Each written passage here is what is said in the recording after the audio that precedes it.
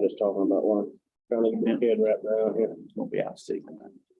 Mr. Rhoda, how you doing? What's today? Great. All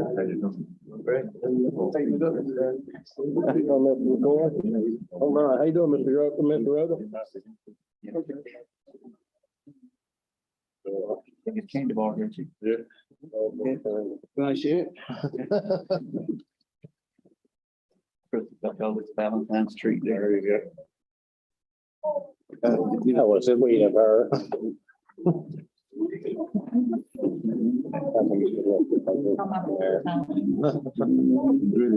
Oh, it's.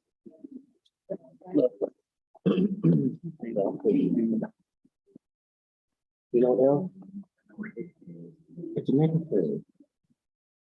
You. Love who's that? How you been? What's a little straight? Yeah.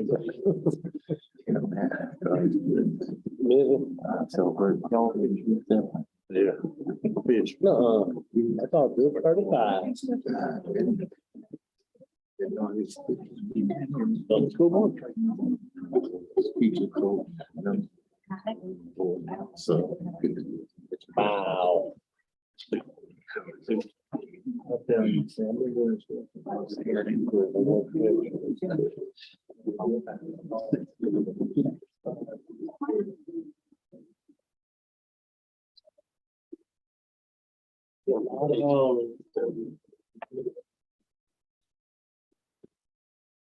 More 32.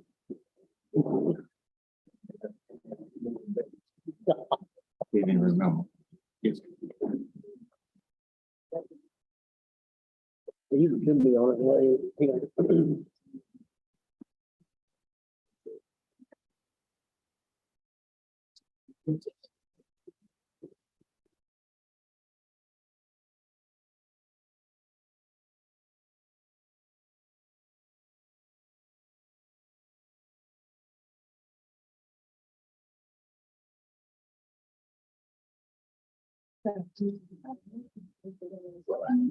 Yeah. Thank you very much.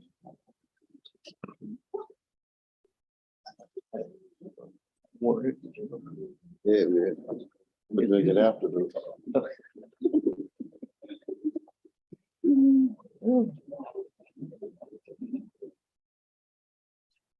Remember first time I was right. That was it.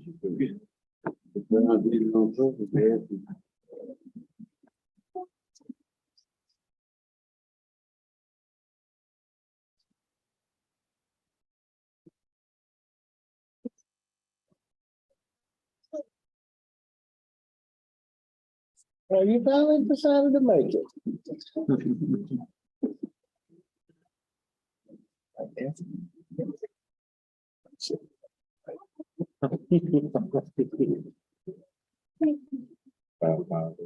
Sleep, sir. Yeah.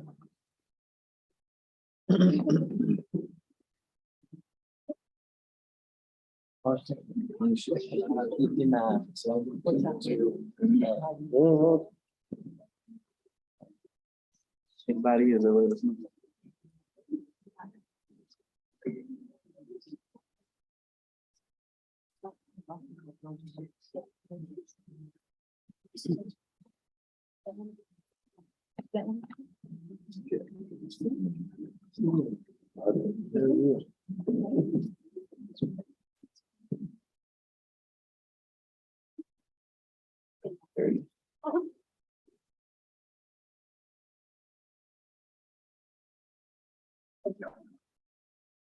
I call tonight's meeting to order by welcoming all of you to our February 13th, 2023 regular board meeting and thanking you for being here and then all you do for the Blaine County school system, and support that you give us. We appreciate it. Thank you. This time, the employee will lead us to invocation, and after that, Student from Blainville Primary will lead us in our pledge of allegiance. Let us pray. Dear Heavenly Father, Lord, it's once again we pause just to say thank you. Lord, we thank you for life, health, and strength. But more importantly, Lord, we thank you for your son, Jesus, who died on Calvary cross so that we will have a right to this tree of life. And Lord, tonight we pray that you come by. Stop by, Lord, if you don't stay but a little while. And we will forever give you your name to praise. This is our prayer, Lord. Amen. Amen. Chairman Benton, tonight from Blackburn Primary, we have Jaden McCarty, Graylin Nobles, Jameson Rayner, and Joel Rojas, who will lead us in our pledge of allegiance, and they're coming around.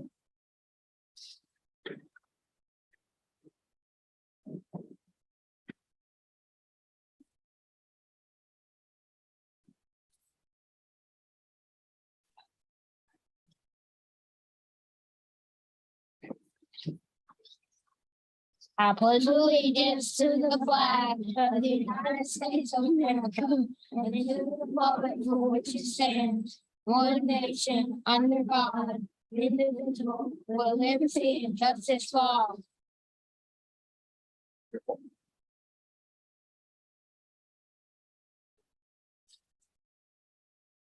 We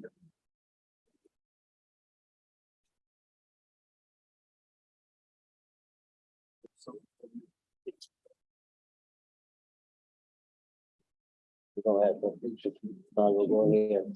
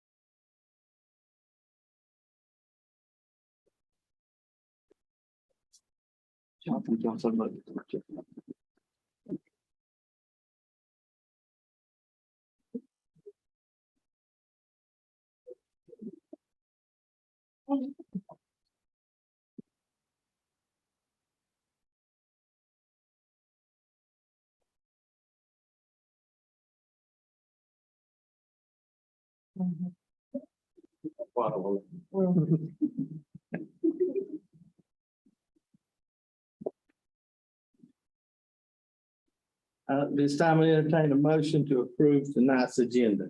I'll make a motion to approve tonight's agenda. It's been moved and properly seconded that we approve the agenda for tonight. Any discussion? Not all those in favor, let it be known by saying aye. Aye. All opposed, like sign. Here's none. Motion carries. Tonight's agenda is adopted. Adopted. They entertain a motion at this time to approve the minutes from January 9, 2023 meeting and the February 6, 2023 work session. Mr. Chair, I move that we approve the minutes from January 9, 2023 meeting and February 6, 2023. Second. It's been moved and properly seconded. Any discussion? Here's none. All those in favor, let it be known by saying aye. Aye. All opposed likewise. Here's none. Motion carries. This time, spotlights and recognition, we'll turn it over to Dr. Atkins. Thank you, Chairman Benton and board members. At this time, we have several spotlights and recognitions that we would like to do tonight. First, I think Ms. Dana Mills will be assisting with the recognitions with our CTE program. First of all, we'll be doing our CNA exam students. Honestly, Blake.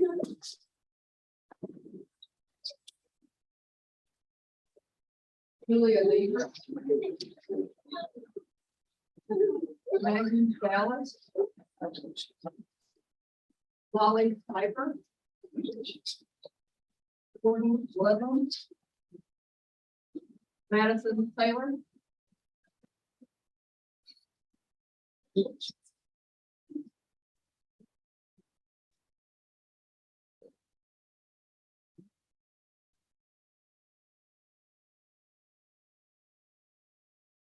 Not gonna go back, but you might just stay up there for a while.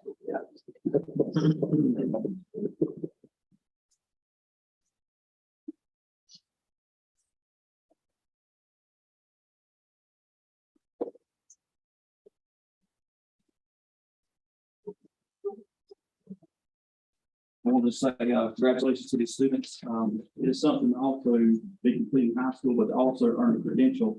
They can actually go to the workforce now as certified nursing assistants. So that's definitely commendable.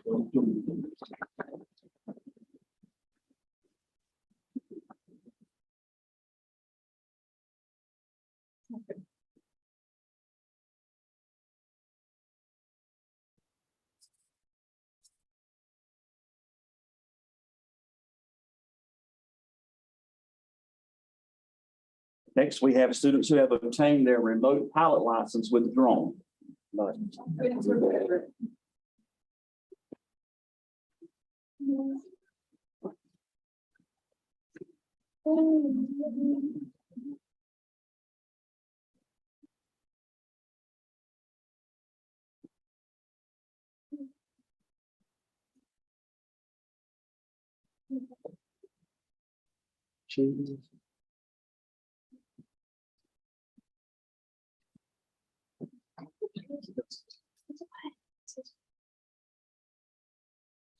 Congratulations. When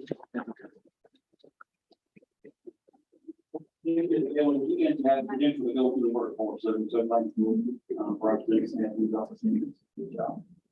Okay.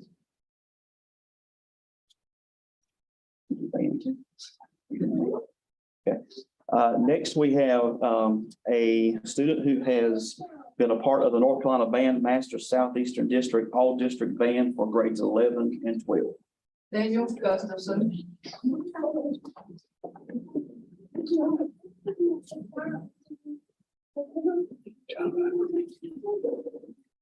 As part of the all district band, he competed against 13 other school districts for a place in that band. So it's definitely a very good job and commendable. Congratulations.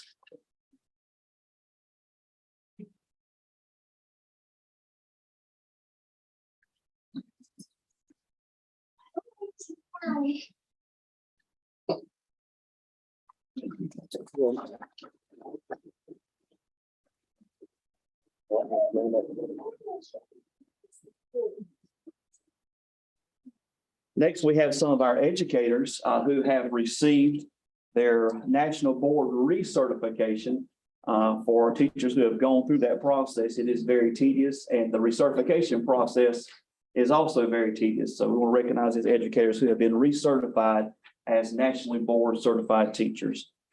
Cheryl West.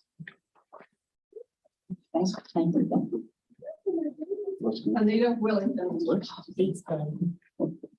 And they are both teachers at East Bladen High School. It's okay,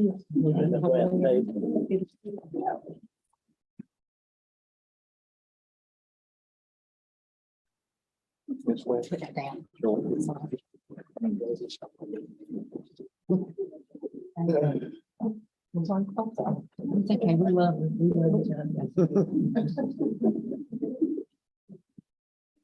We're in this together.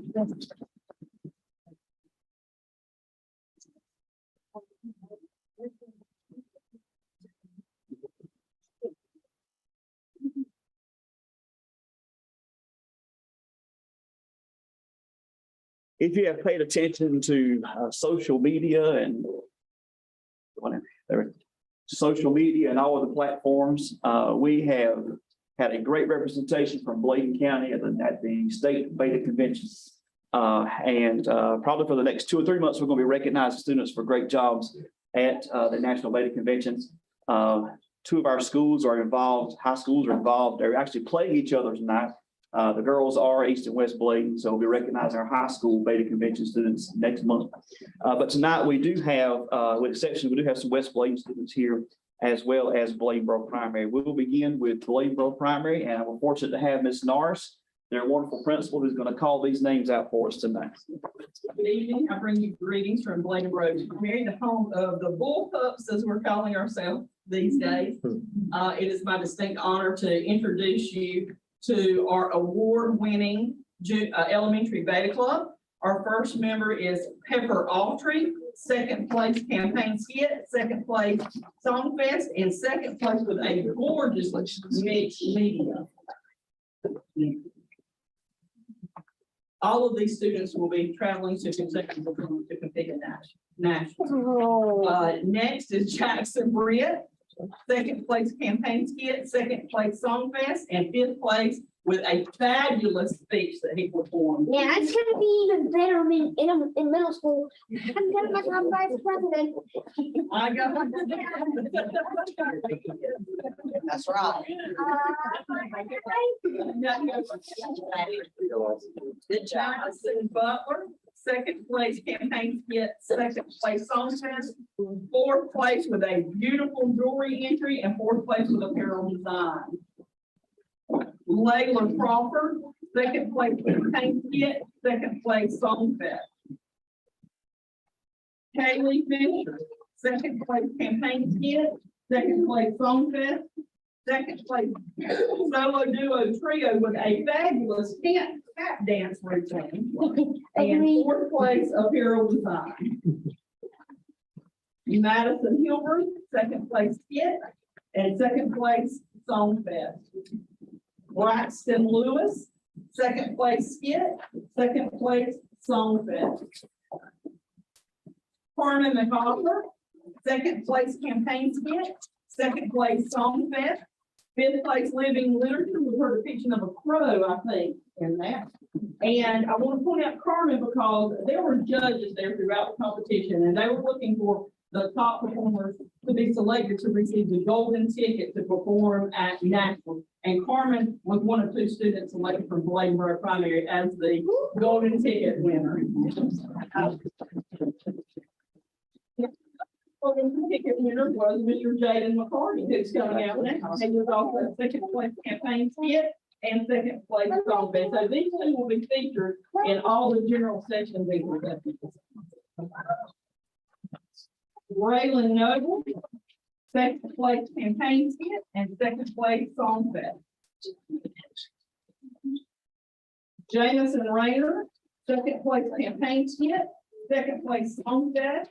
Grand champion, first place on-site drawing. So that means anyone else or anyone else. So grand champion there, third place 3D design, fourth place black and white photography, and fifth place living literature. Carly Rose, second place campaign skit, second place song fest, and grand champion, first place in quilling with a gorgeous quilling project. Eric Robinson, second place campaign skit and second place song fest.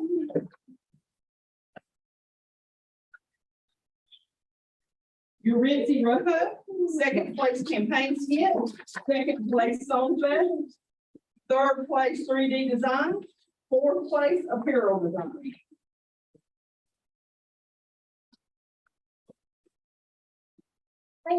Jay Sweat, second place campaign skit, second place song fest, fifth place living literature. Jason, that's what possum. Were you a possum? Yeah, Jason was a possum in our living literature. Tyler Thurman, he was TNT for VP. He ran for state vice president. He did an outstanding job and gave a wonderful speech in front of 3,800 other students. So that takes, that's quite a feat for a young man. So we're very proud of Tyler, and he'll be competing with us at national. He was dynamite. And he was dynamite. That was it. Jalen Weather, second place campaign skit, second place song fest, and fifth place living literature. Dr. Atkinson, was there anyone else out? Yeah, let's recognize your sponsors. Out there, yeah, was there anyone out? That's all we have. Bladen Road Primary, we received the Gold Key Award for growth this year. We have sponsors Kelsey Morrison and sponsor Dr. Walter. We also have sponsors Pamela Little, she's a dance teacher as well, so we get dance tonight. Again, we want to ask you to keep us in your thoughts and prayers as we travel to Louisville, Kentucky this summer to defend some of our championships. We are the reigning national champions in 2 events. That's quite something to compete. It's another thing to bring back a national championship. And we were actually rewarded, announced in Greensboro for that. So congratulations to all the wonderful folks.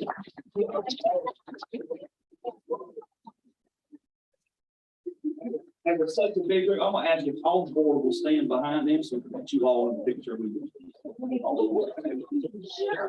Absolutely. Pepper, Maddie, Braxton, D, Maddie H. Yeah, right here. Haley Ann. Good job. Good job. Everybody like. Give us a light. What's up there?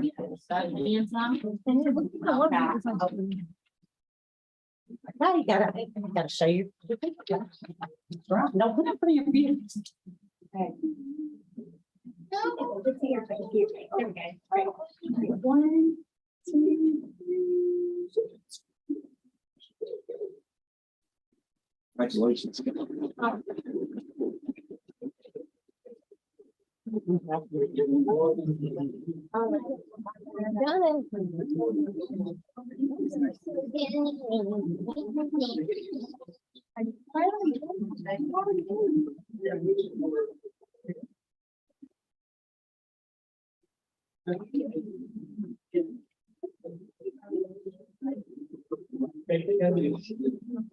I could leave this thing off in the room.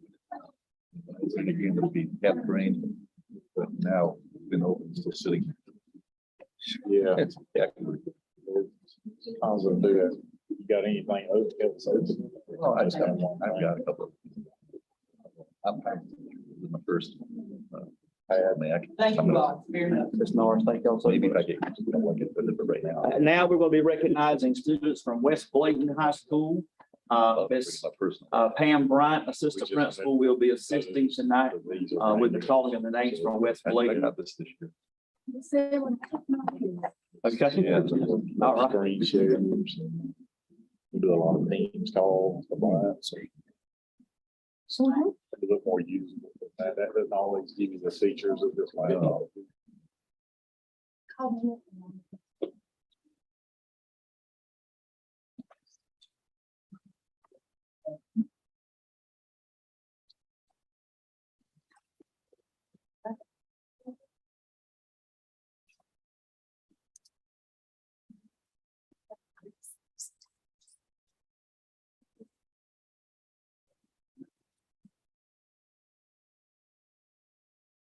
From the castle, on the Wednesday night.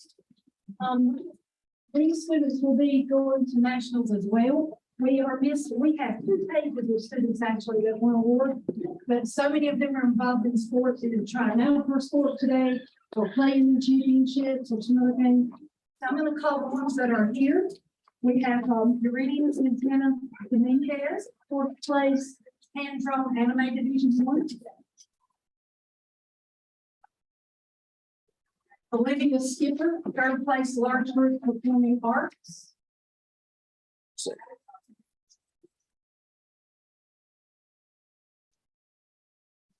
Yeah, almost there. Thought that was it. There we go. Madeline Walters, 3rd place, 11th grade language arts, and 3rd place, large group performing arts. Emily Young, 3rd place, large group performing arts. And our 2 wonderful sponsors, Sherry Lewis and Lauren Young. Hey, sir. Come on out for a picture. And again, we'd like to ask the board if they would please stand. Thank you.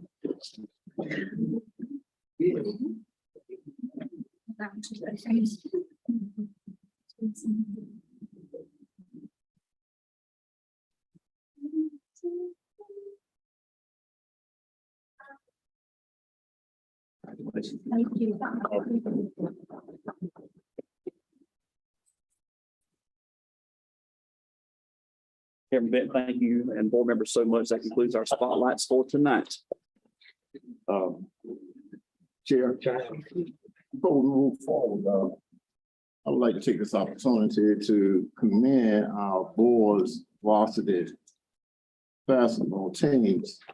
Both East and West finished tied for first. And I think that's very unique. I can't remember the last time we finished tied for first, but I tell you this, they proved one thing, that the cream always rises to the top. That's right. And we're hopeful they're gonna win all the way, and we hope to get them in here maybe next month, but we're wishing them good luck. I think the boys play later this week, the girls are playing tonight, so. Well, I think they have a coin flip and West Layton won Right. coin flip, so they get the number 1 seed, East Layton get the number 2 seed. Correct, yes. Once again, we wish them luck in the conference tournament and also in the state playoff. Yes, thank you.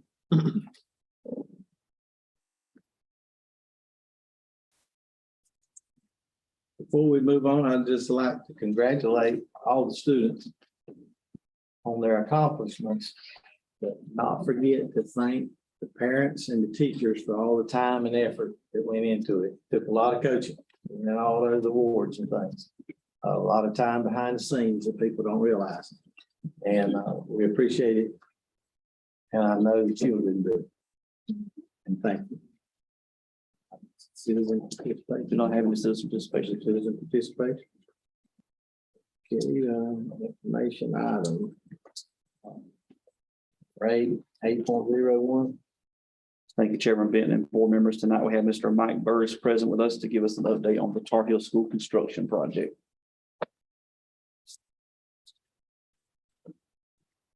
Good evening and glad to see you again. Thank you for being here tonight. December and January was another productive month at the school site.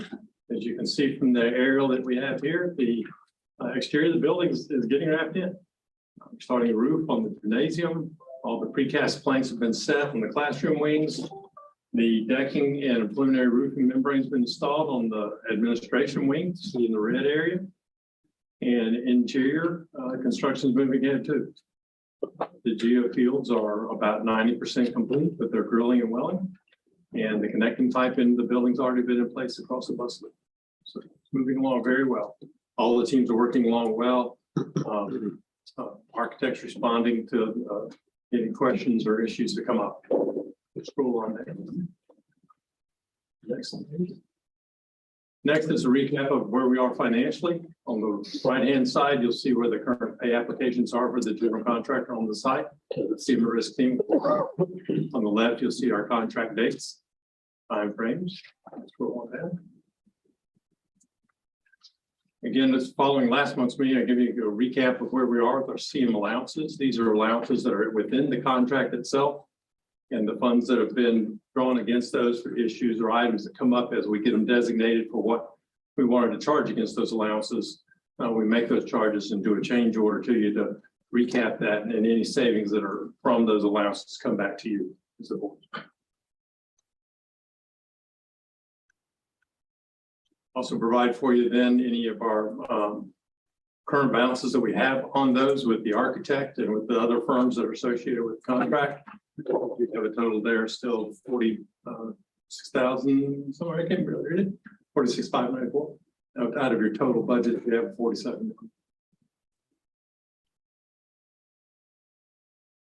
Kind of give you a graphical view of the expenditures on the job and the anticipation. You can see that the contractor is, because of his progression that he's done on the job, he is moving ahead of the curve and is ahead of the cash flow that we had anticipated for the project, which is a good sign. He's not overbilled for the project. The architect is making sure that he's completed the work in place, and I'm making sure that he's completed the work in place before he makes any draws against him. Giving you a list of the change orders that we have had in place so far, and a list of the change orders that are pending, that are going through a review process now. And again, most of these are items that are small RFI items or confirmation of the allowances that we had in place in the designs for those. Balance that. We do not have any outstanding items of any major concern in the RFIs or in the submittal process. All those are moving along very well.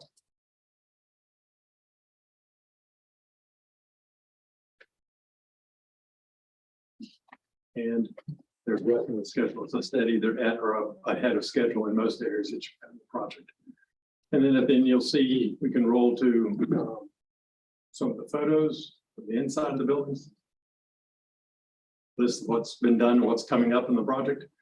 You can see they're starting the brick veneer on the gymnasium over the nice insulation that's on the exterior wall at CMU. Roof's going on in the gym. Early in the project, all of the electrical conduits for most of the site has been run under the slab and then pulled up into these electrical room areas to go to the mezzanines of the buildings.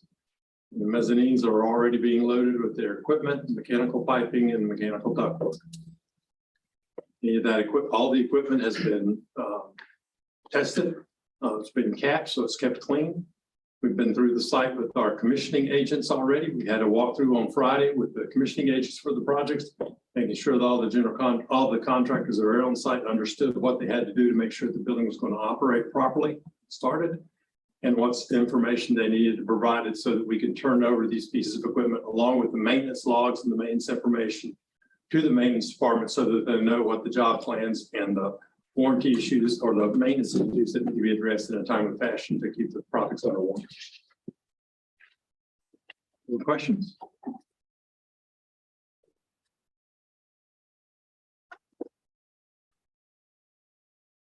All right, as an update from the last meeting, you'd asked a request about a field house there. The architect is going through the design process of that now. We got sketches of that delivered today to Dr. Atkinson and myself. We'll be going through that. It's about a 3,000 square foot building, includes a maintenance area, 2 bathrooms, 2 storage areas, one for the softball side and one for the football side, and a concession stand at the front. Made out of masonry block and brick veneer and metal roof. So we're going to apply some of that and make sure we have the budget. And I will be forwarding that to you all this afternoon. We've got it later this afternoon. I'll send it to you all. Also, had a request from a board member regarding documentation for the school. I know we have 4 new board members as well.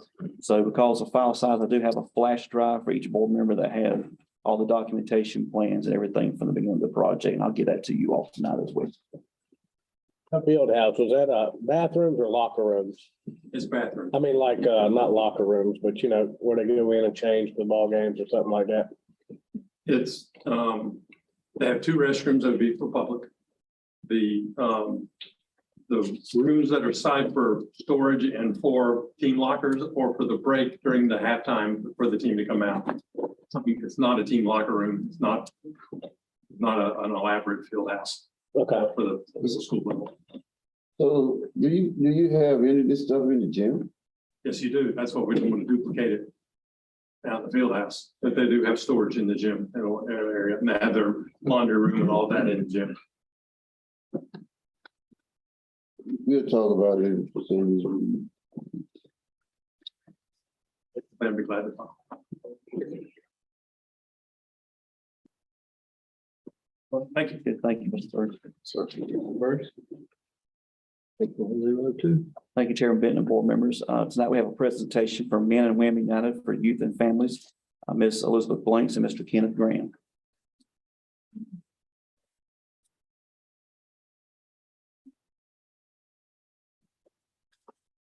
Hey, folks. Good evening. How you doing? And a couple more people. Sure. So I'm Randolph Keaton. I'm director of a little nonprofit. We're located actually in Delco. We've expanded some services. We're no strangers to Lane County, the down area. We have an office right here down at the NC Works Career Center.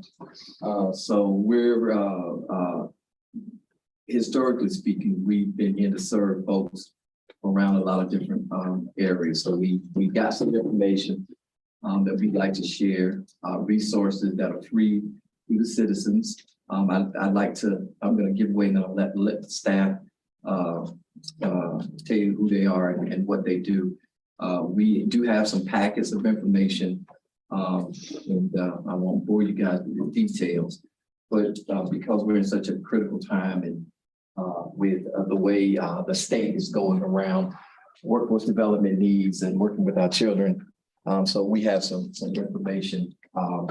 We had the Office of some programs that we'd like to bring here to the community by way of some grants. All the programs are free.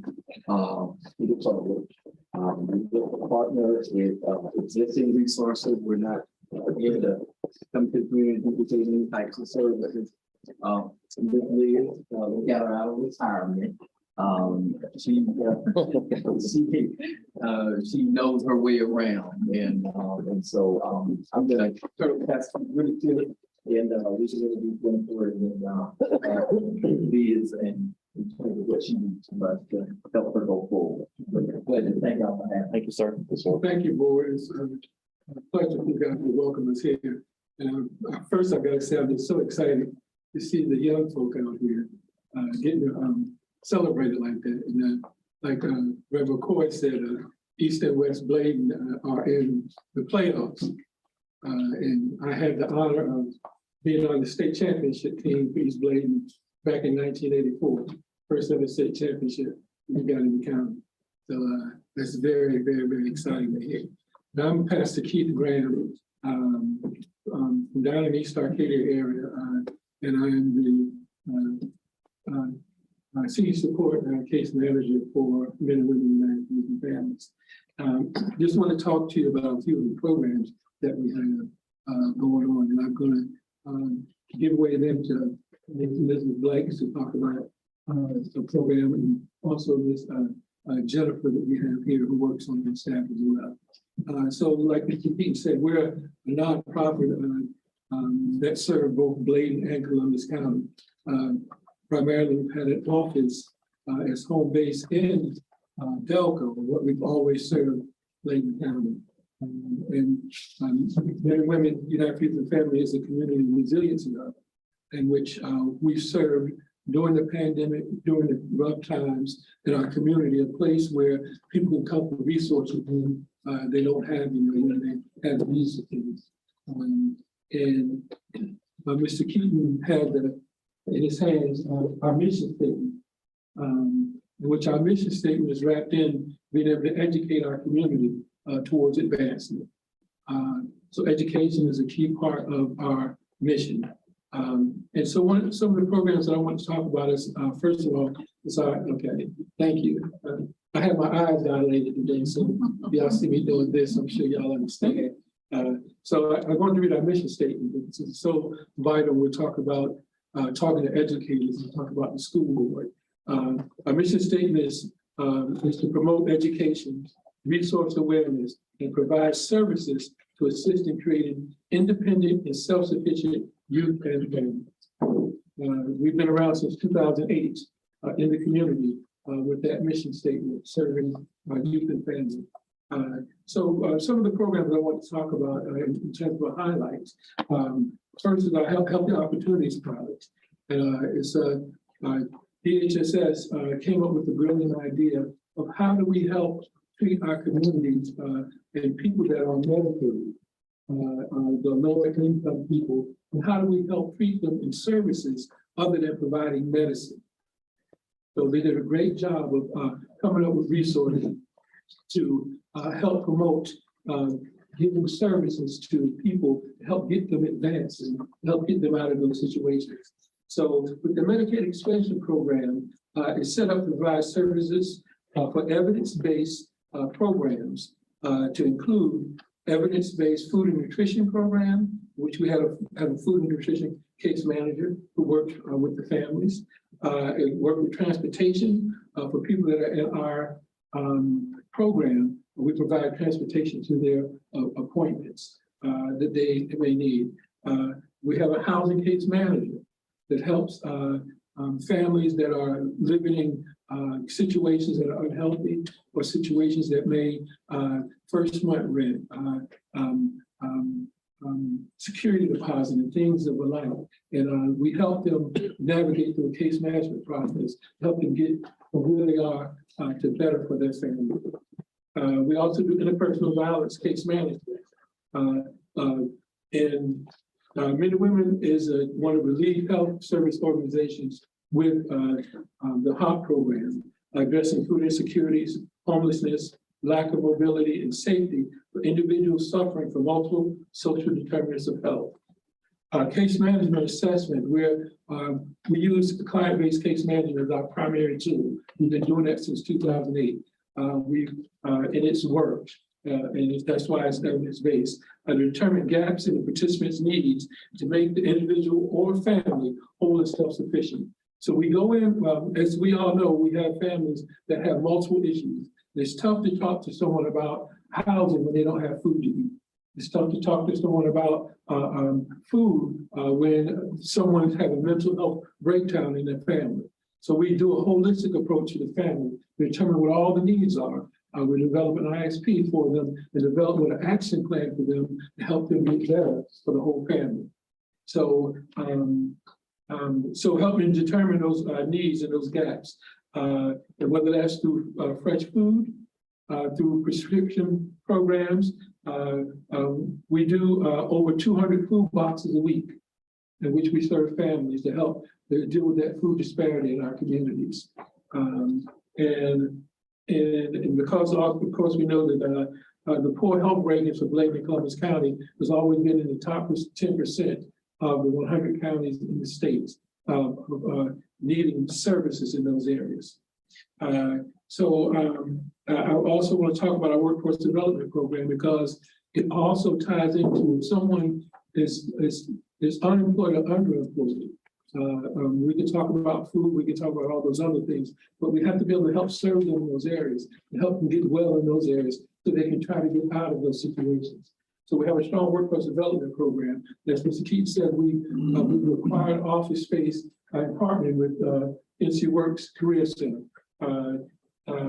And so now those are our auxiliary programs which work directly with the youth and help them get better. So now I'm going to introduce Ms. Liz Blunt to talk about our Strength in the Family program. Preaching now. Okay, y'all heard that. Preaching. Good afternoon, and I'm just happy to be here again after I've retired from the county. I retired from the Cooperative Extension Building after years of teaching strengthening families. My compassion for children, that I love them. So now I went back and I got recertified to handle our little babies. So I'm asking for your help to do it with the whole family, teaching them how to deal with ADHD or any kind of little problems that they may be having. We are there with the parents to get them through the parenting skills in order for them to be able to help it and help this child remain in school, because when they're in pre-K kindergarten, if they're showing some sort of misbehavior, there's nothing really you can do for them. So that's why I'm here. I'll be facilitating those classes over at the NC Works building over there right now from Wednesdays to Thursdays from 8:30 until 5. And I'm doing an intake packet now to get it together to be passing out to the schools. And I'm looking forward to hearing from our babies and our children. And I'm not gonna wait on him to pull the coattail. Before you go, Yes, can you elaborate a little bit on how many you'll be taking in or allowed to have? It will be someone else with me. So I would say maybe 8 families, and they can bring their siblings as well. It will not be just one child or one parent. They have siblings in the house, the whole family goes through the ceremony. So everybody gets So it's a parenting thing, yes. The father, mother, who's ever there can go through it with their youth. Okay. And they also get fed when they come in, and then we'll do the classes. I'll be there. Classes will be facilitated, they get a full course meal. Yeah, Any more questions? I'll be there. Thank you, Ms. Williams. Would you introduce yourself? My name is Jennifer Brown. I'm the Strength in the Families Coordinator and Case Manager for the Strength in the Families Program. And another part of our Strength in the Families Program is our Youth Ambassadors for a better community. It's a youth-led organization with us that teaches, has leadership mentor program for the youth to teach life skills, leadership, entrepreneurship, public speaking, and self-sufficiency. We promote agriculture and academics among minority youth, and the youth receive year-round workshop training that teach the importance of preserving the earth and being active in community outreach. Thank you, Ms. Jennifer. Ms. Jennifer came along, she's been hired now. She actually went to 2 classes. She's helped us out that way. Again, I'm no stranger to this area. I've met a lot of you folks, and Coach McCoy has been a mentor to me forever, and some of the folks I had a chance to meet at East Blade and help me through and some things. So we're just here to serve. That's our goal, is to serve and make things better. A lot of these programs are free. We talk a little bit about, and then I'm gonna leave you with this, that a program that we don't believe in giving the people, without some investment that they get, that we see on the other side of that. Things a little better for us. Tim taught me a lot when I worked with him as well. And this notion of helping our community be better. That's what we're about. If there's any questions you guys have for us, feel free to reach out. If there's anything you don't understand, we are in the process of doing our scholarships, a yearly scholarship. They should be in that scholarship package. Should be scholarship application should be in that packet. I think it's due April 7th. So if you got we used to do just East Blade, but any Bladen County senior that's graduating, please give them a copy of that scholarship. It's for $1,000, and that's nothing to snivel at when you go into college. And we love to be able to support a student. I would really That's just appreciate y'all. one scholarship. It's right. It's a $1,000 scholarship. We typically offer about 7 to 10 per year. So if they fill out the application, we have a scholarship committee, and they take the students based on, the effort that they put into the scholarship application. It's $1,000. So Great. Do they have to be high school? right, high school, so you're getting ready to enroll in a 4-year school. We've also decided to look at community college students. We give it out to community colleges, so they're going to a community college. We also try to provide $500 in scholarship money for those going up to community college. So if you just get that application out, we'd be glad to consider those students. Well, and I'll share, I'll make sure this gets out to our 3 high schools, our early college and East and West Bladen. So those principals and guidance officers, they can make sure to just share it with the students. Thank you. Thank you. And we'd like to invite you as well to one of our principals meetings to share some of the resources. So I'd like to have be in touch with you all shortly to do that. We'd be honored. Thank you. Thank you. Thank you for everything you do. Thank you so much. Thank you so much. All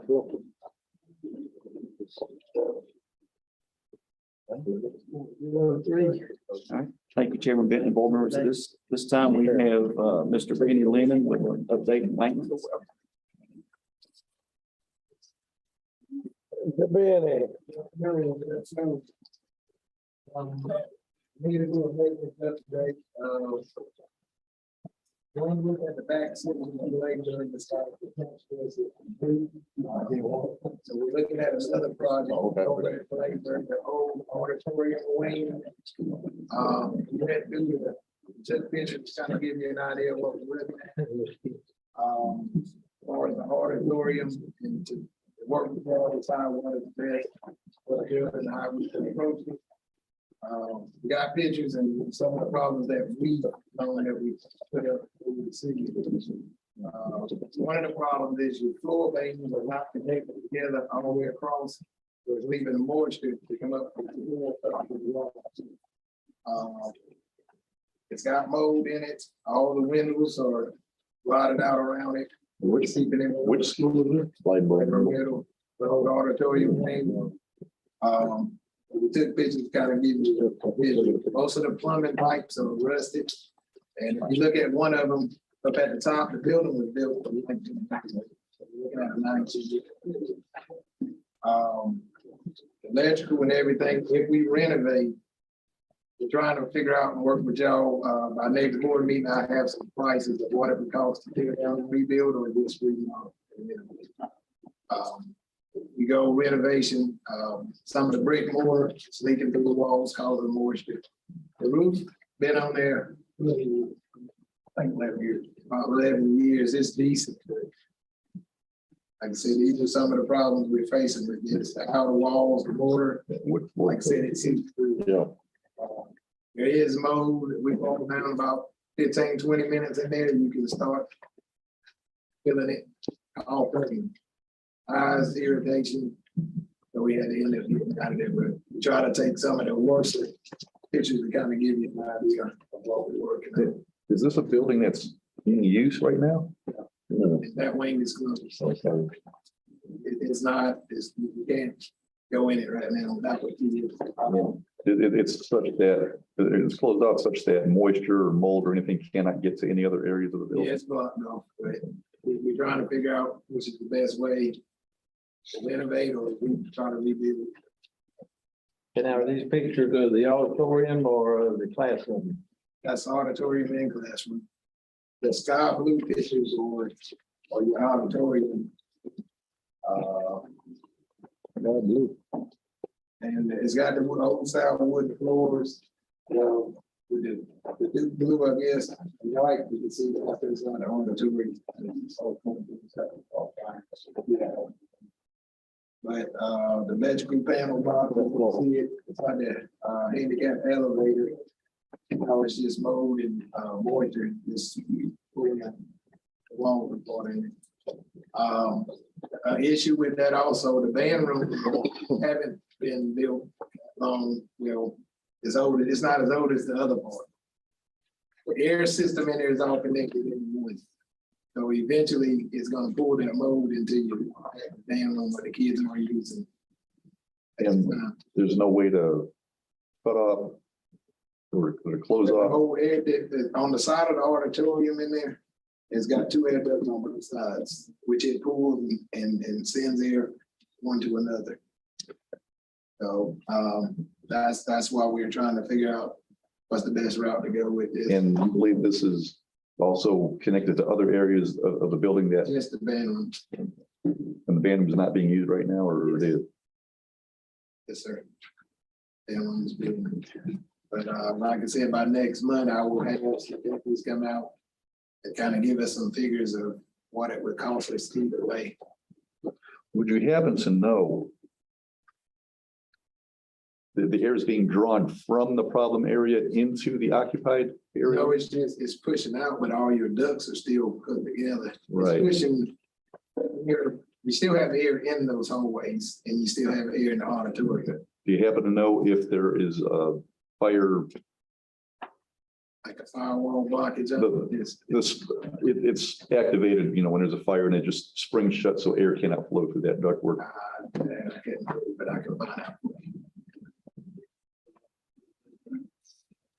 We can make sure on that, and by next meeting, I can have those answers. Okay.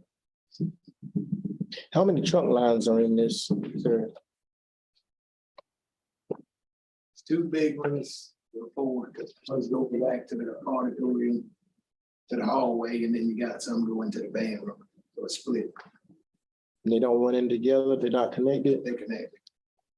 so we don't have the ability to set them off and make these main trunk lines run out through the area we want air at and close the rest of it off.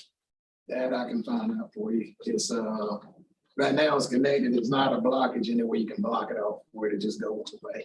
Possibly could be something to put in to get it that way. Is there a chance to put in some sort of a window unit for the time being as a temporary fix for the band room and not even use the other system pulling I that air don't from think that they're area? gonna have any windows. There isn't anyone that is on block. I spent time on that van, so there's no windows in. And I can check and see if possibly you put a cut off like this Davis where they just come out that way. Safety. Any questions? Is that just, You will come back with prices for us on remodeling and Remodeling or tearing down and renovating? tore down too many things in Bladenboro. let me ask this question, You stop tearing down and get it fixed if you can.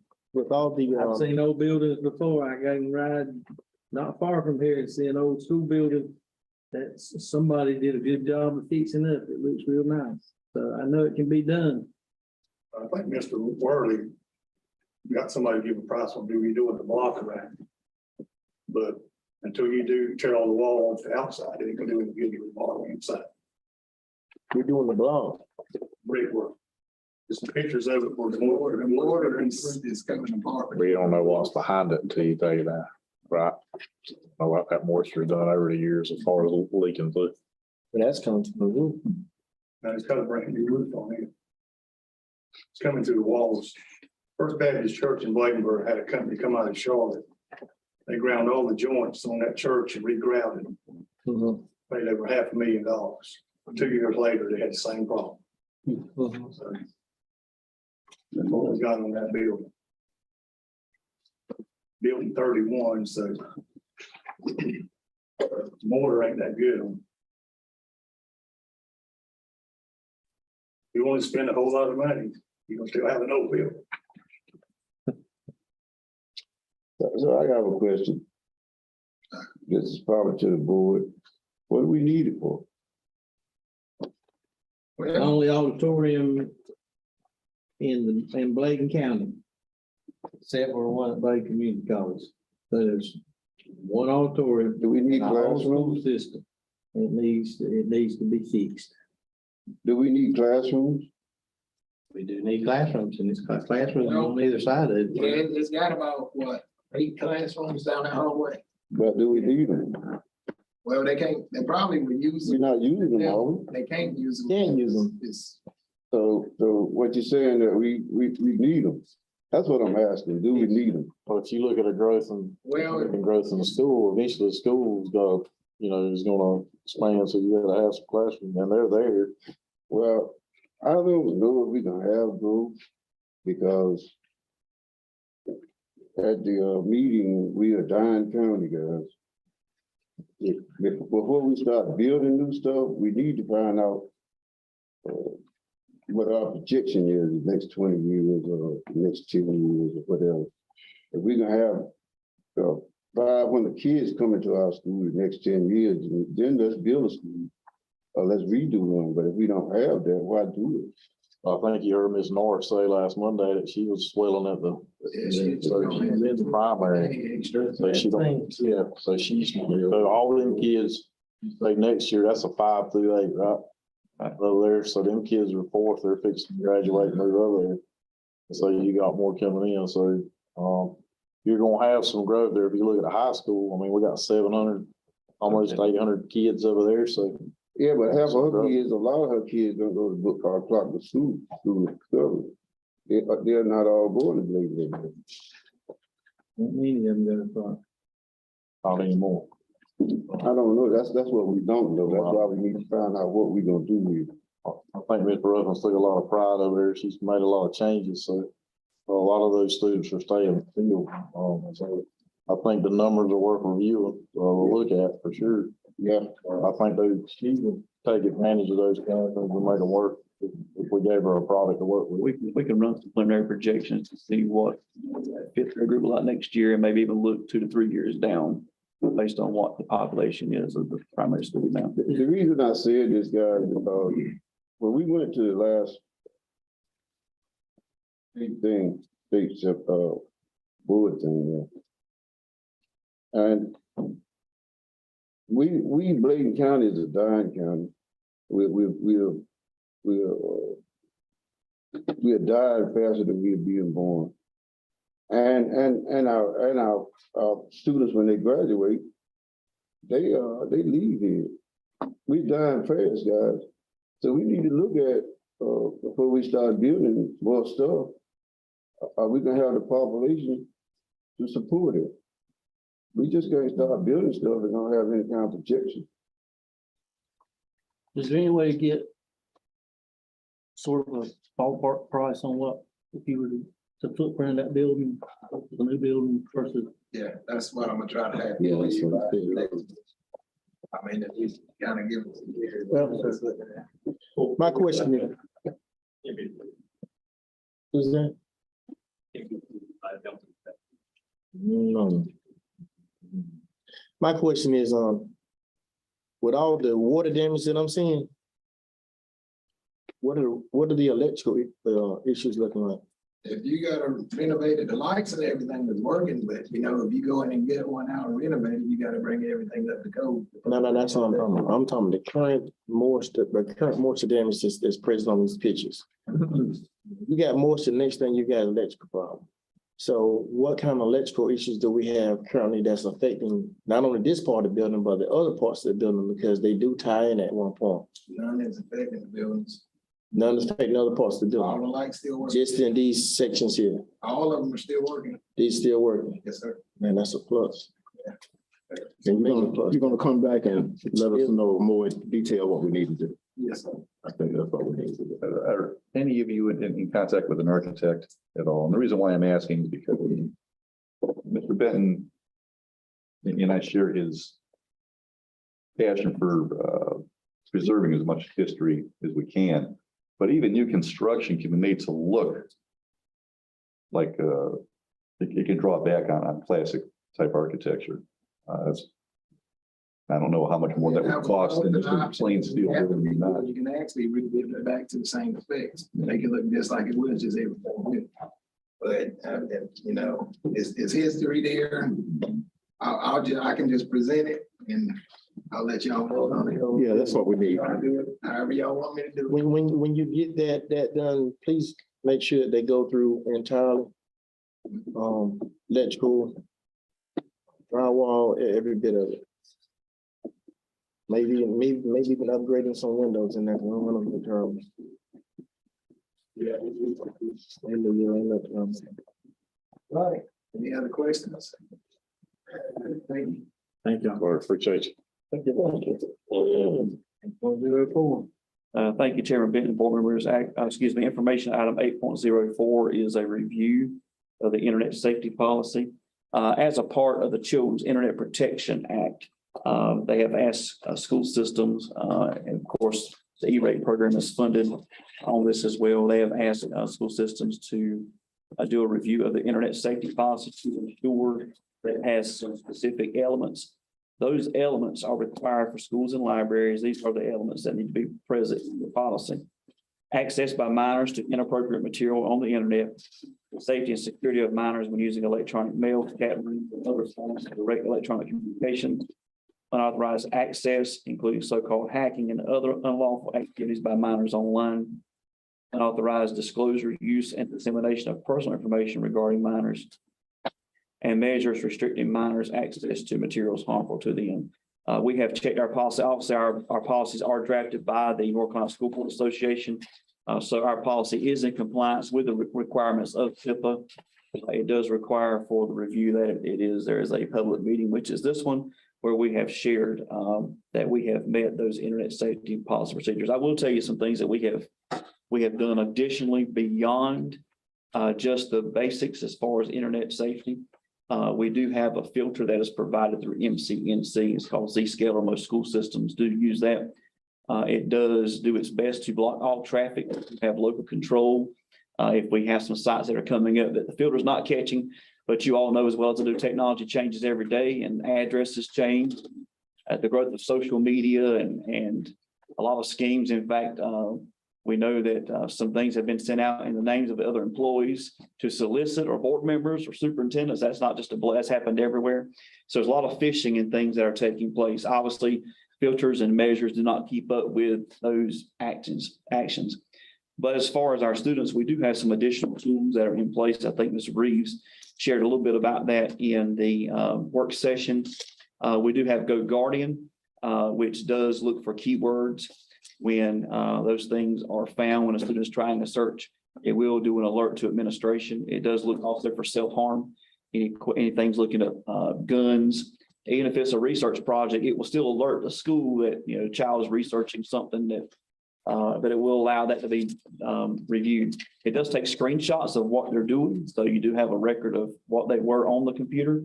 One new part we did add to assist our teachers, obviously, with the expansion of technology, there's always been, you know, students that they can work these things a whole lot better than we can as adults.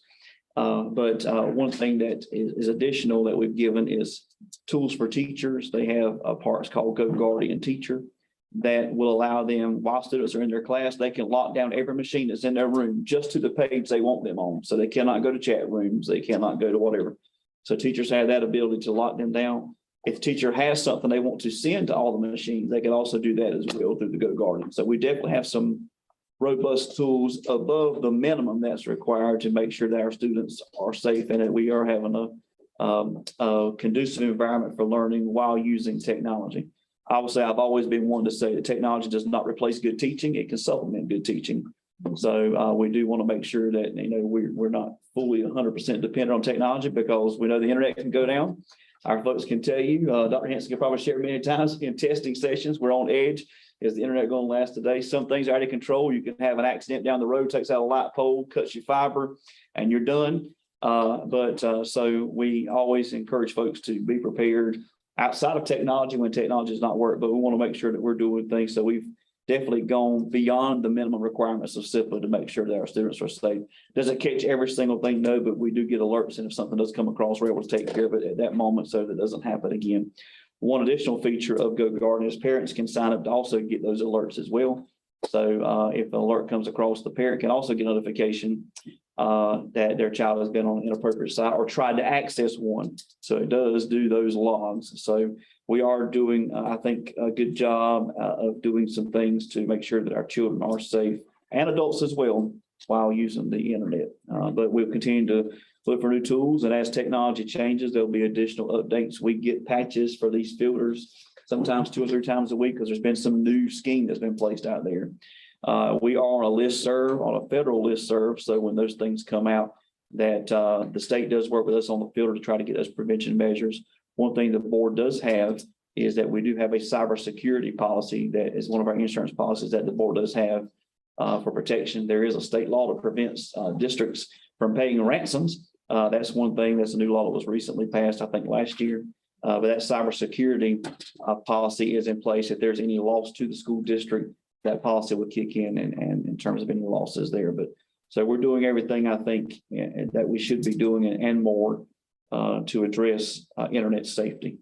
So we just want to make sure that we clarify that, for the record, that we have met requirements for CIPA as prescribed for that federal law. Have we had Mr. Ray review that policy? Yeah, it's already been previously approved by the board. It's an existing policy.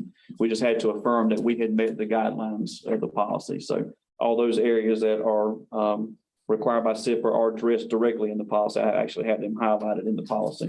I know it's already been approved. I know it's in this policy. Right.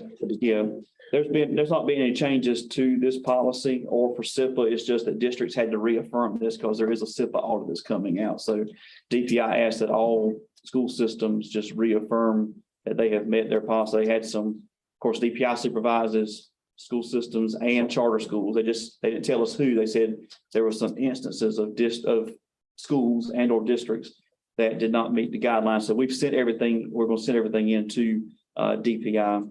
But like I said, upon a review of that, the School Board Association made sure we had addressed these things already in the previously adopted policy.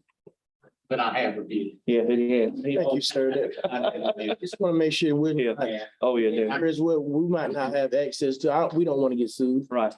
You know where I'm going with it, no? Thank you, sir. I appreciate that. Yeah. Mr. Gray looks out for us on these things. We appreciate it. Sure. And that's all. Thank you, Dr. Atkinson. At this time, I would like to entertain a motion that we approve our consent agenda.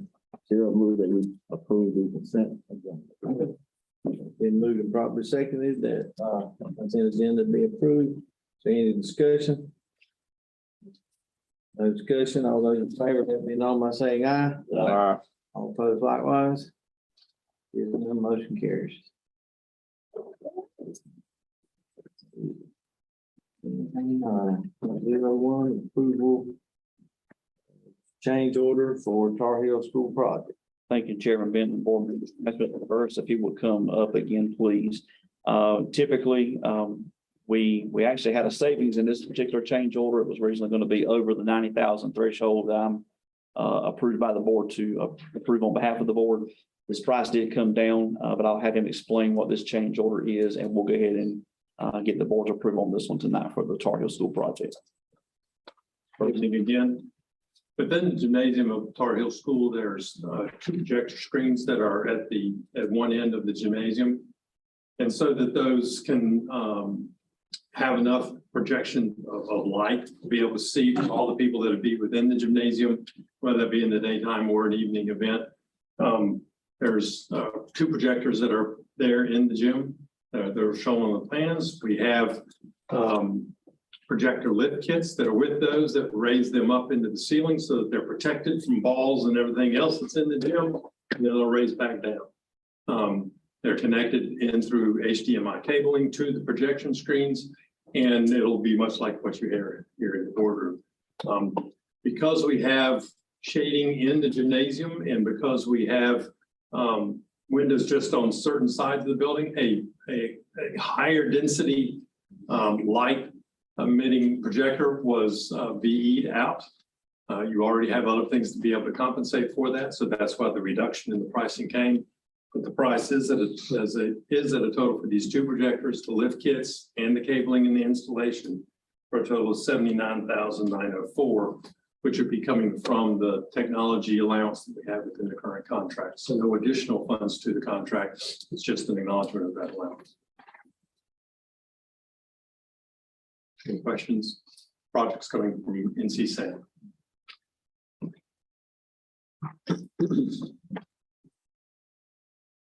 You don't have anything to show us what these things look like? Other than what the attachment was with the board material. What you'll see is a white box that's mounted up in the ceiling. And then it will drop down on an accordion type stage. So there'll be accordion arms that'll drop it. That's the platform that the projector will sit on. Projector itself then will throw onto the screens that are at both ends of the gym. Motion for that. What else? Okay, at this time, I'd like to entertain a motion to approve the change order for the Tar Heel School project. So moved. Second. Been moving properly second. All those in, is there any discussion? Can I add a point of clarification, Mr. Benton? This was, Mr. Burris, correct me wrong, this was already a part of the owner's technology budget. It's just we've done this as a change order to show the difference in their price. Is that correct? Right. It's a chart. It's been in the school budget all the way from the beginning of the project. Correct. Thank you, sir. We just want to, because of the dollar amount. It's important to. I just wanted to make sure we have clear on that was already a part. It's just we need to confirm the change order for that. It's actually a reduction of about 20,000 than that than what it was originally going to be budgeted. So it'll be money back to the project budget. Okay, that's good. First and second. Yes. Okay, any discussion? If there's no discussion, all those in favor, let it be known by saying aye. Aye. All opposed likewise. Here's none, motion carries to approve the change order for Tar Heel School project. Thank you, 0.02. Almost 21,000. Dr. Axe.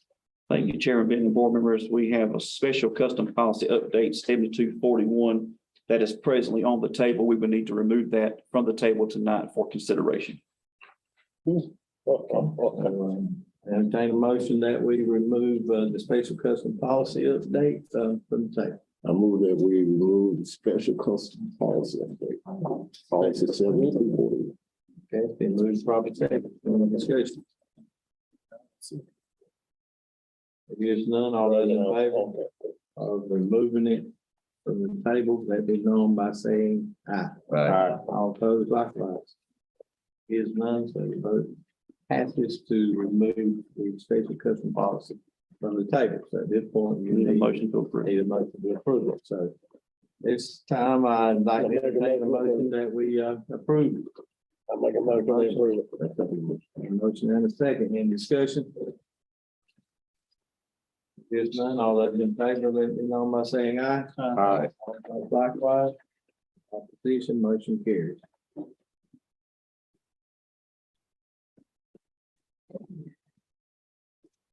I will entertain a motion to go into public session for the purpose of discussing personnel as per NCGS 143.318.11 to consult with an attorney if needed, as per NCGS 143.318.11, and to discuss student reassignment, student discipline as per the 1974 Family Right Privacy Act.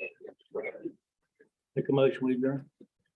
Okay, for the move properly seconded, that we go into closed session. Discussion. Yeah, there is none. All those in favor, let it be known by saying aye. Aye. Those likewise. Opposition, motion carries. So we move into closed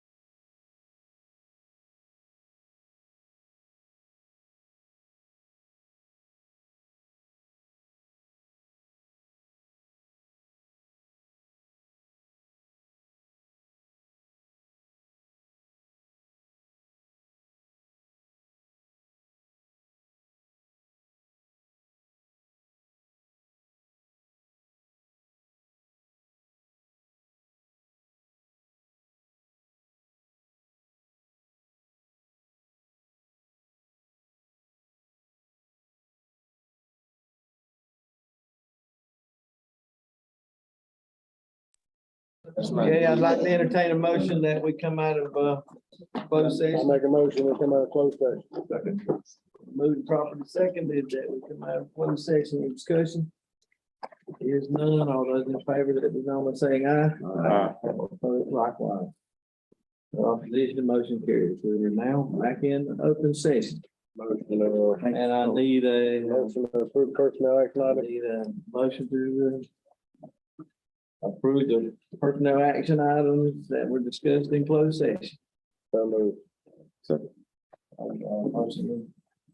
Motion is second. Is there any discussion? Mr. Dent, I need to approve myself.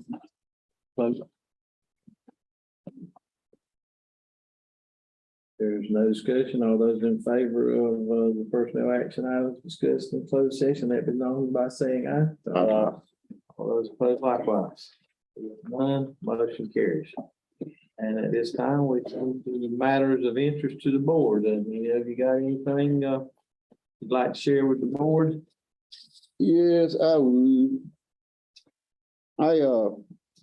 Seems like we're doing stuff, trying to fix stuff in these schools without bringing and building stuff without bringing it to the facilities committee. And this stuff is being spraying on me without me knowing anything about it. And I'm on that committee. And I think that's wrong. And we can do better. Let's bring it to the committee first, guys. Because I don't agree with building a field house for 7th and 8th graders. No, we don't even have field houses for our high schools. So let's consider that when we take it to the facilities committee. Thank you very much. Anybody want to say anything to that? Yeah, I push back on the field house. If you go out there, they got stuff. Let's do it in the facilities Well, committee. that's fine. You asked for comment, I'm giving my comment. Yeah, but let's do all out, you know. So they deserve somewhere to put their stuff. They got it in 4 different places, 3 different places. That's why I asked the question, did they have a place in the gym? He said Well, he has they to do in not. the gym. He said he Mr. had a Rhoda, place in the gym. They don't. My comment on that is, I kind of understand where you're going with that.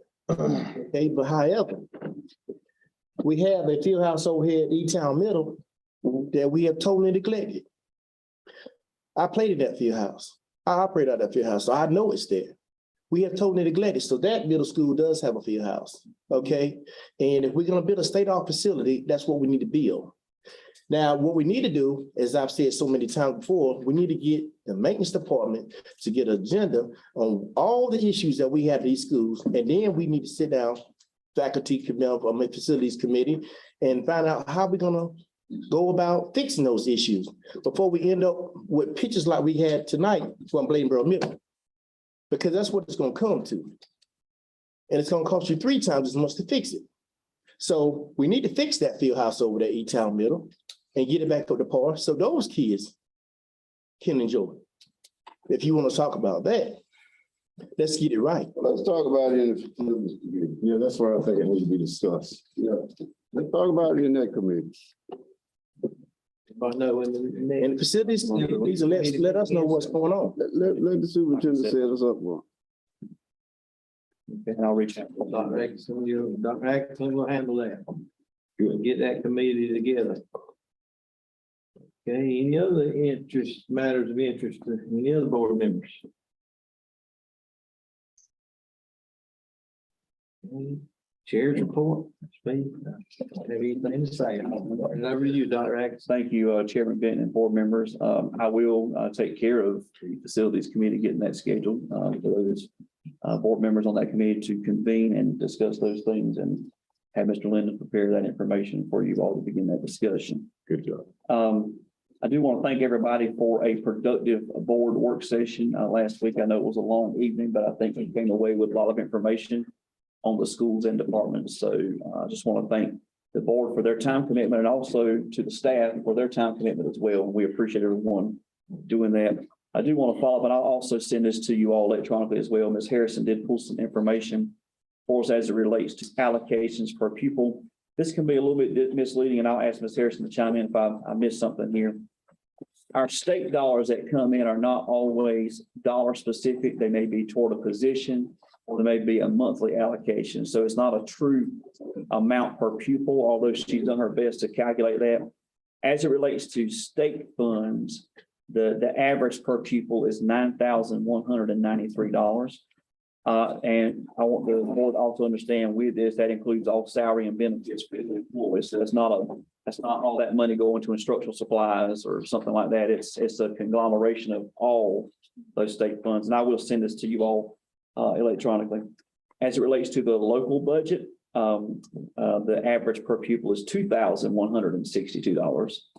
And then as it relates to federal funds, this is not including ESSER. ESSER is one-time money, but recurring federal funds, bless you. Thank you. The recurring federal funds is $2,387. So the biggest pot of money per pupil, best way we can figure it, comes from the state. Second is federal and local is third. And so again, that's not including any funding that is not recurring. I will send this to you all.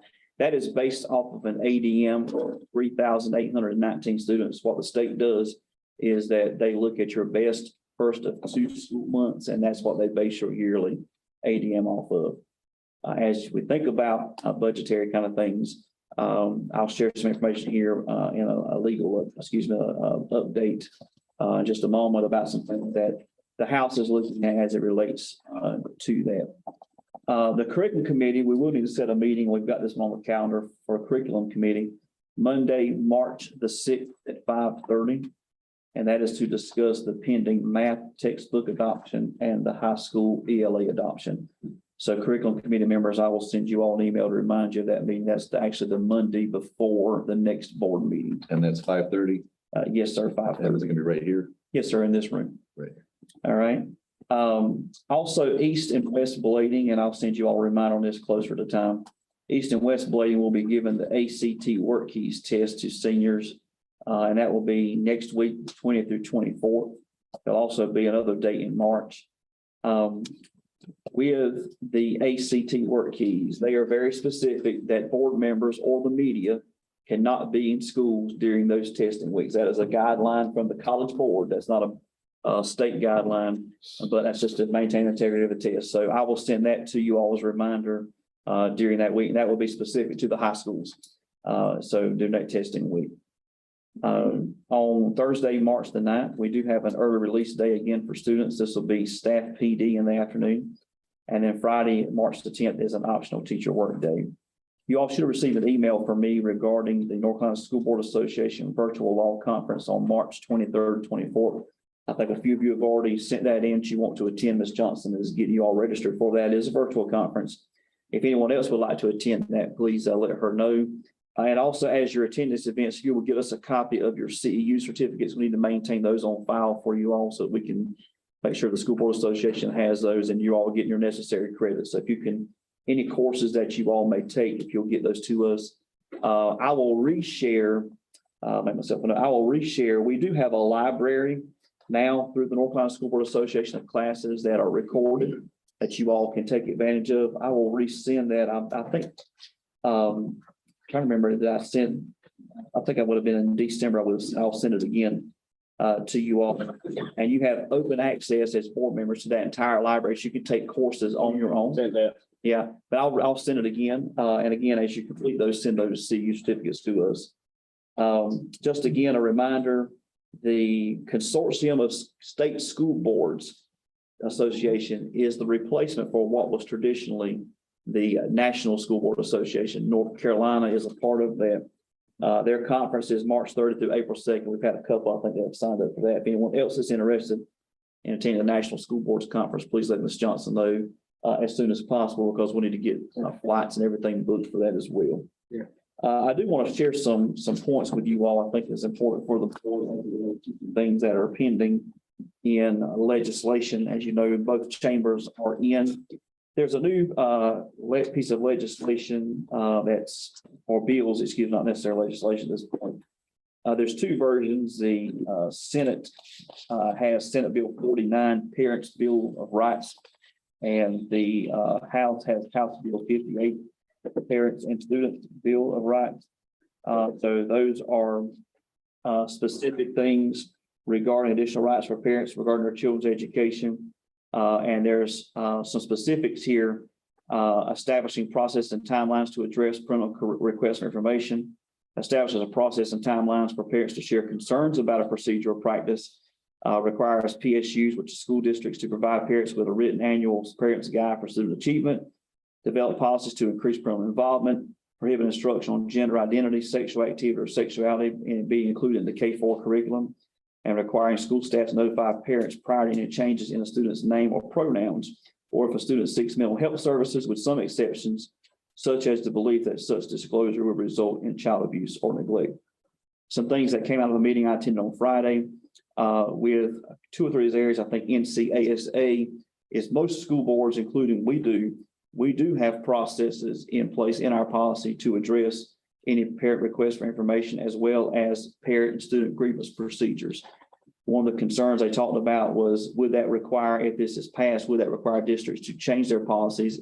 Right now, some of the discussion was about those timelines. So if that is passed, there may be some work on the School Board Association on behalf of policy to change some of those windows of time. Right now, everything is spelled out within so many days. You have to respond to this point and then that point. So there may be some changes there. I did want to share that with you all. They are, just one piece of interest, they are looking at changing state board members to being elected versus appointed. But one thing that was a part of our discussion last week in the work session is that there has been a bill filed, House Bill 26, part of the Education Omnibus Bill. This deals with the school accountability model reform. And so that requires DPI to do a study, which they're looking at to starting here shortly. And that will require a report to come back to the General Assembly in April. To report some metrics. State superintendent's got a report in April, and then the study would go to February of 2024. So we know right now, at this point, unless another bill is filed, we will still be in the same accountability model for this school year, for sure. Unless they come back and unless something else is filed and legislation gets changed, we will still be on an 80-20 model for this school year. What's that bill again? That's House Bill 26. That's the Education Omnibus Bill. And so there's some other things that are part of that too that doesn't necessarily speak specific to us, but some things with the state superintendent, a contract with a DPI will hold. So that is something they are looking at. So that has been filed, but there again, it would, and I even think if they don't get data until 2024, it's highly likely that it will continue again another school year, depending on how quickly they can get that report and what they do with legislation. One other piece of information, I think that's important for the board, since we have already approved one of our 2 calendars. The early college calendar will be coming before you all next month, which some things are working out with that. There have been some bills filed for flexibility with school calendar legislation. And there's been several, some are local to certain districts. Sometimes representatives will file those on behalf of their specific counties. But House Bill 62 has been filed as the named an act to do school calendars better. This was filed at Wake County. The premise of this bill is to give local school boards authority to determine their own school start year and end dates. Then there's been another bill, House Bill 86, called School Calendar Flex, and this will be applied statewide. These representatives are asking that to allow LEAs to open as early as the Monday closest to August the 10th and close no later than Friday, June 11th. Now, the ending date, that's still the same in legislation. Now ours is at the end of June, but that would move up the start date about 2.5 weeks. So there's been some talk about calendar flexibility. It has kind of went through the motions. It's failed a couple of times, but there have been multiple bills filed as it relates to calendar flexibility. The other 2 are specific to certain counties. Nobody named Bladen in any of those. Typically those, the only flexibility that the legislature has approved at this point that we're aware of has been for those counties out west who deal with snow. They're allowed to start earlier because of having to miss so many days for snow. But I do know that that is something that may be real. And if that is passed, that may be something for our board to consider as it relates to our school calendars for the next year. Who did you say filed Bill 86? It What county was is, that? House Bill 62 and House Bill 86. Yeah, who found it? 86 was sponsored by Moore County, Randolph County, Surrey County, and Gaston, but it's to apply to the whole state. Yeah. So it's not just to those specific. The other ones that are naming their own counties are, there's another bill filed by Moore, those same districts, as well as Halifax, Northampton County. But other than that, again, some other pending things. The House will be the chamber that will submit their budget first this time. What was shared with us in the meeting, a meeting on Friday with superintendents in our region. Ms. Catherine George from NCASA was present. And one thing that was shared with them is that the House is considering an across the board 5 or 6% increase for state employees. So that's something for us to consider. Obviously, when we get those increases, we have to look at local budget as well, because you want to make sure every employee takes advantage, gets that opportunity. But that's obviously not set in stone. That's something they're working through, but the House will be the first chamber for budget. They say that their goal is to have a state budget drafted in the House by the end of April. We've never had one, to my knowledge, that soon. In fact, Ms. Harris, remind me if I'm wrong. The last year before last, it was December, January before we had a final state budget. So we had to operate in a continuation budget for about 6 months, and they did give increases. We had to go back and do a lot of back pay in that. But I just wanted to share those points with you all tonight. I'll send these couple of things to you all electronically so you can have those money figures. And again, I'll reach out to those committees and let you all know on those dates. And that's all I have for you all. I have one of them. The bus, I heard somebody call me this afternoon, and say a bus went in the ditch today, on the turning around. Backed up. The driver was turning around and it backed up, they pulled it out. It wasn't backed up all the way. I was not aware of that today, so I would have shared that with you all if I'd received that information. But my question is, Dr. Henry, do they have adequate places to turn around? Yes, we went out there looking at it today, back where for him to turn around. Actually, Miss Spalding and we went out along with the GM coordinator to find out and then we had to do some other things with that route. There were students, the whole route had to be redone because there were a lot of students that were on the bus supposedly that never rode the bus. So that's what we're working on. Dr. Henry, my question is, if a place is not adequate to turn around, are we responsible to make it that way? No. No, we're not responsible. In fact, they didn't have, I would not have, if I had known that they were turning around there, I would have recommended them to drive down the road to a safer place to turn around, because when I went, I found a place for them to turn around that was wide enough for a turnaround. But where they did, where they backed into, I would have never recommended that. So are you saying, Dr. Henry, is that the bus driver made that decision to turn around there and they want to, Yes. that's not a part? Made that decision without my knowledge of backing up into that. We're not telling them, where the turnaround point is. We do, on the Tim's direction that they're supposed to follow, we do have places for them to turn around. And what school? All they have to do is follow the route, and it's got turnarounds and all in it. What school was that, East Bay? Yes. What was that bus number, Dr. Henry?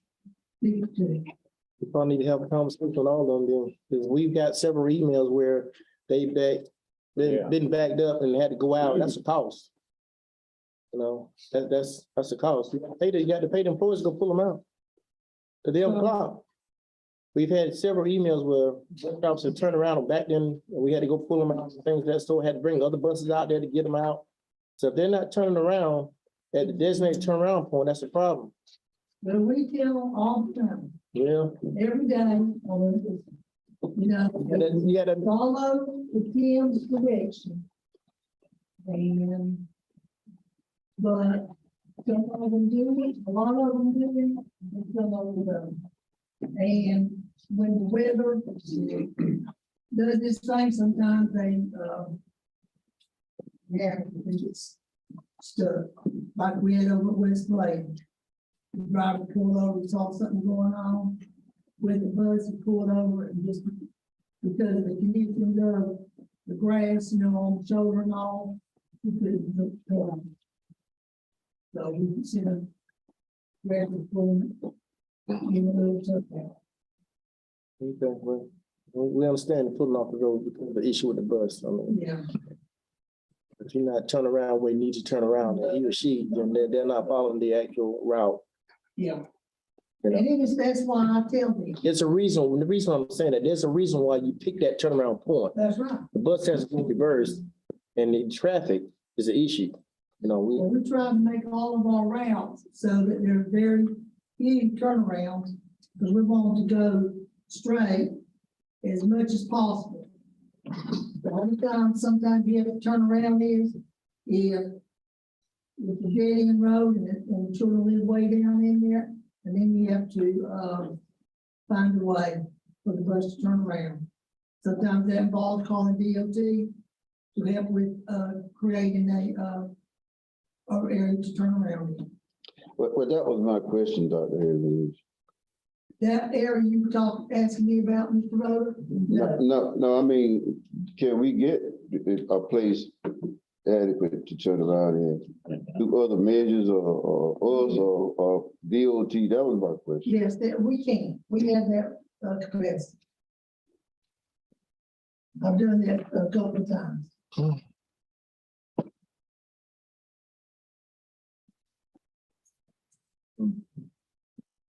Okay, I'd like to entertain a motion that we adjourn.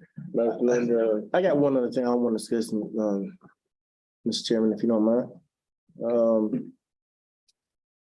I had the pleasure of attending the team court meeting this month. The next one will be, I believe it's gonna be the 3rd of March. Am I right, Ms.? About the JCPC? Yeah. I want to thank her for actually attending that meeting. I think I've talked to Dr. Atkinson about it already. I had the pleasure of going, and there's a lot of information that's coming out in that meeting that pertains to our kids, both disciplinary and other issues as well, and as what's being done and how things are being handled for those students and parents as well. And I want to commend her for actually taking upon that. There's a lot of information that comes out, and some of the things that need to be expressed, she may need some help with. So whoever, and I think that's handled by Ms. Brown now, that discipline in the county. Yes, sir. I think it'd be good for you to attend that meeting sometimes. I don't know if you have in the past, but that would be great, because there's issues as far as discipline, and they're just taking it upon themselves to do what they know to do best. But if we can shine some insight on those issues for them, it could help them to make better decisions toward the kids in our county. Since you handle all the discipline, I think it'd be important for you to be there. Well, I attended one of those meetings, and because I was the designee chosen for it, they told me, unless Ms. Gibbs is retired, they only want one person representing the county, Who told you that? the committee. What committee? ACPC committee. Then that's not what I was told when I was there. That it's open to anybody. I had the email that they sent me with that in written form, so. Okay. And that was by the director of the health department? I don't remember the lady's name, but she sent it to me, so. Okay, well, when I spoke to her in the last meeting, she didn't have a problem with it. So unless the board has an issue with it, I think it'd be better. Do you have a problem with, anybody on the board have a problem with that? Now, I don't have a problem, but I'm not a supervisor. That's right. I'm not either. I said I talked to Dr. Atkinson about it. Yeah. Well, she's welcome to come and it doesn't need our approval. No. And when I was attending the dropout prevention, I was the only one for school system at the JCCC, and I was president of it for 5 years. So There's a motion on the floor. Got a motion, I need a second. I second. Okay, it's been moved, properly seconded that we adjourn. Any discussion?